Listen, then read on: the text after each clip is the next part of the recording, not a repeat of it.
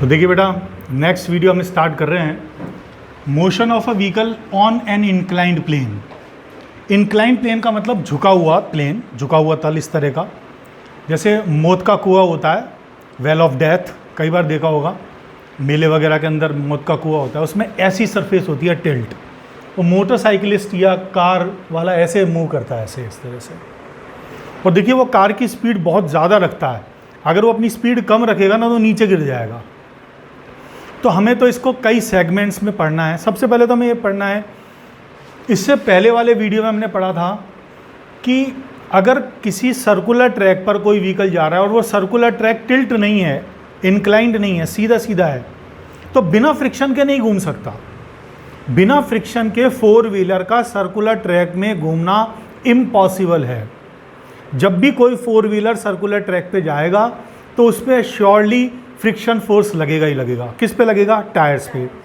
Tyre जल्दी घिसेंगे, इसे हम कहते हैं वियर एंड टीयर। तो वियर एंड टीयर बहुत ज़्यादा होगा।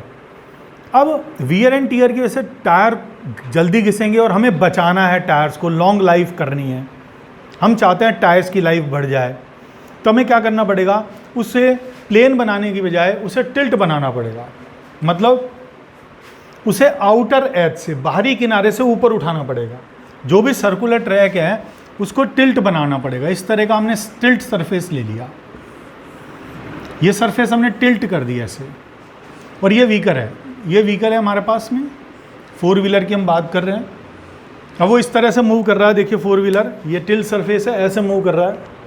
तो अब उसकी जो रेडियस होगी वो ये रेडियस होगी, है यहाँ पर रेडियस है इसकी।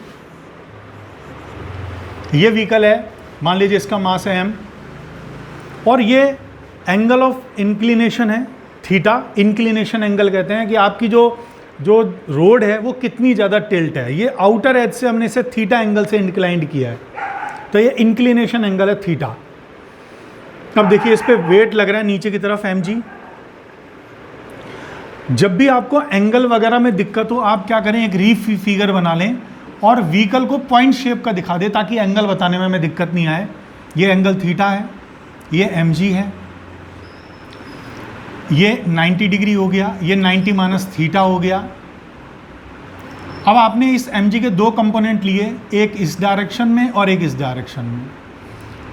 ये 90 माइनस थीटा है, पूरा 90 है, तो ये थीटा एंगल हो गया। हमें पता है थीटा डायरेक्शन में जो कंपोनेंट आता है वो आता है mg cos थीटा। अगर आपको कंपोनेंट्स में भी दिक्कत आती हो तो कंपोनेंट का वीडियो भी आप देख सकते हैं, उसमें आपको पता लग जाएगा कि mg का इधर कंपोनेंट आएगा mg cos थीटा और इस तरफ कंपोनेंट आएगा mg sin थीटा। अब मैं इसे यहाँ पर इस फिगर को वापस कर रहा हूँ, तो ये जो कंपोनेंट है वो है mg cos थीटा और इधर जो कंपोनेंट आएगा वो आएगा mg sin थीटा। अब देखिए इसकी स्पीड में मान लेता हूँ फिलहाल v है, तो बाहर की तरफ फोर्स लगेगा। अगर आप व्हीकल में बैठे हो तो आप पे बाहर की तरफ फोर्स लगेगा। किधर बाहर? रेडियस के बाहर। तो रेडियस इस तरफ है, इसे कहते हैं रेडियली आउटवर्ड्स। रेडियली आउटवर्ड्स बाहर की तरफ फोर्स लगेगा mv²/r। अब देखिए हमको ये देखना है कि बाहर फोर्स लगेगा तो व्हीकल बाहर जाने की कोशिश करेगा, तो कौन बचाएगा? क्या mg का कोई कंपोनेंट mv² के अपोजिट यहाँ मिल सकता है? हमें नहीं मिलेगा। इसका तो mg जो है वो mv²/r के अपोजिट डायरेक्शन में अपना कोई कंपोनेंट नहीं देगा। लेकिन ये जो व्हीकल है ये रोड पर ऐसे प्रेशर लगा रहा है इस तरफ, तो इस पर रोड की तरफ वजह से नॉर्मल रिएक्शन फोर्स लगेगा r। ये डायरेक्शन है r की, देखिए नॉर्मल रिएक्शन फोर्स। एक्शन किसने किया?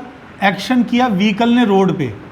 रिएक्शन किस पे मिला? व्हीकल पे, रोड की वजह से r। तो इस डायरेक्शन में व्हीकल ना मूव कर रहा है, मतलब ना तो r की वजह से ऊपर जा रहा है, ना mg cos थीटा की वजह से नीचे जा रहा है। इस डायरेक्शन में व्हीकल का कोई मोशन नहीं हो रहा। इसका मतलब r की value surely mg cos theta के इक्वल होगी। हमें पता है कि जिस डायरेक्शन में व्हीकल का मोशन नहीं होता है उस डायरेक्शन में नेट फोर्स 0 लेंगे। इस डायरेक्शन में mg cos थीटा लग रहा है, अपवर्ड डायरेक्शन में r लग रहा है, तो r की value surely mg cos theta के इक्वल आएगी। अब देखिए ये एंगल हमारे पास में थीटा था, ये 90 था, मैंने इस r को भी रिजॉल्व कर लिया। ये एंगल थीटा है, ये z फॉर्म हो रहा है, ये एंगल थीटा है तो ये भी z बनेगा, ऑल्टरनेटिंग इंटीरियर एंगल कहेंगे इसे। ये एंगल थीटा है, ये पूरा 90 डिग्री है, क्योंकि ये फ्लोर है और फ्लोर से ये 90 डिग्री लग रहा है, तो ये एंगल हो गया हमारा 90 माइनस थीटा। ये डायरेक्शन हॉरिजेंटल डायरेक्शन, ये वर्टिकल डायरेक्शन, ये पूरा एंगल 90 डिग्री, और उस 90 में से 90 माइनस थीटा को माइनस करेंगे तो ये थीटा। तो आर का ये कंपोनेंट तो आ गया आर कॉस थीटा, थीटा की डायरेक्शन में कंपोनेंट आर कॉस थीटा, और इस डायरेक्शन में कंपोनेंट आ जाएगा आर साइन थीटा। तो हमने यहाँ पर इसको रीफिगराइज किया, आर कॉस थीटा इस डायरेक्शन में आ रहा है, आर साइन थीटा इस डायरेक्शन में आ रहा है। इसका था आर का एक कंपोनेंट एम जी को बैलेंस कर रहा है और आर का दूसरा component M V square by R को बैलेंस कर सकता है। तो अगर हम सरफेस को टिल्ट कर देते हैं तो देखिए बिना फ्रिक्शन के, अभी हमने कोई फ्रिक्शन नहीं लिया, अगर सरफेस टिल्ट नहीं करते तो M V square by R को केवल फ्रिक्शन बैलेंस करता, लेकिन सरफेस टिल्ट हो गई है तो आर का एक कंपोनेंट आर साइन थीटा इसको बैलेंस कर रहा है। तो हमने बैलेंस कंडीशन लिखी, M V square by R is balanced by R sine theta. Similarly M G is balanced by R cos theta.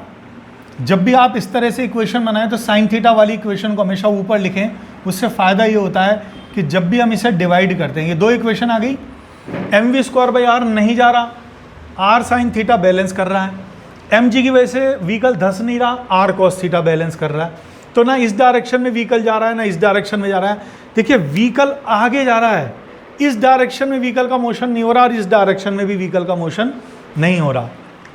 ये इक्वेशन नंबर 1, इक्वेशन नंबर 2, दोनों को डिवाइड किया, 1 में 2 का डिवाइड किया, आर से आर कैंसिल हो गया, स्मॉल एम से स्मॉल एम कैंसिल हो गया, ये आ गया V square by R G, sine theta by cos theta tan theta आ गया, वी स्क्वायर हमारा आ गया R G tan theta cross multiply करने के बाद आर जी टेन थीटा आ गया हमारा। तो वी कितना आ गया, under root R G tan theta. क्या ये हमारी मैक्सिमम स्पीड है? नहीं, ये हमारी मैक्सिमम स्पीड नहीं है, ये वो स्पीड है जिसमें बिना फ्रिक्शन के हम जा सकते हैं। ये मैक्सिमम नहीं है ना ये मिनिमम है, ये वो स्पीड है जिसमें हम बिना फ्रिक्शन के जा सकते हैं।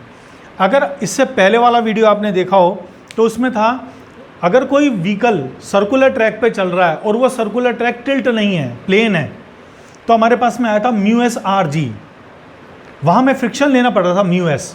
यहाँ टेन थीटा फ्रिक्शन का काम कर रहा है, वहाँ म्यू एस था, यहाँ टेन थीटा था, मतलब टेन थीटा ही म्यू एस का काम कर रहा है। तो ये वो स्पीड है जिस स्पीड से अगर आप व्हीकल को चलाओगे तो व्हीकल के टायर्स पे फ्रिक्शन बिल्कुल नहीं लगेगा। आपने देखा होगा जब भी हाईवेज होते हैं और सर्कुलर ट्रैक पे बहुत तेज़ स्पीड से गाड़ियाँ जाती हैं तो वो सर्कुलर ट्रैक को आउटर एज से ऊपर उठा देते हैं और उसके सामने एक बोर्ड लगा देते हैं जिस पे इसको वो कैलकुलेट करके वो चिपका देते हैं कि इस पर इतनी स्पीड से आप जाइए। वो स्पीड होती है जिस पर आप सेफली वहाँ पर जा सकते हैं। हालांकि उसके अंदर कुछ फ्रिक्शन भी पार्ट इंक्लूड किया जाता है, तो वो मैक्सिमम स्पीड भी हम बता सकते हैं कि मैक्सिमम कितनी होगी। फ़िलहाल इसमें मैक्सिमम नहीं लिया है, ये वो स्पीड है जिसमें बिना फ्रिक्शन के हम किसी भी व्हीकल को चला सकते हैं। Thank you for watching the video. If you like the video please like it, share it and subscribe it. Thank you.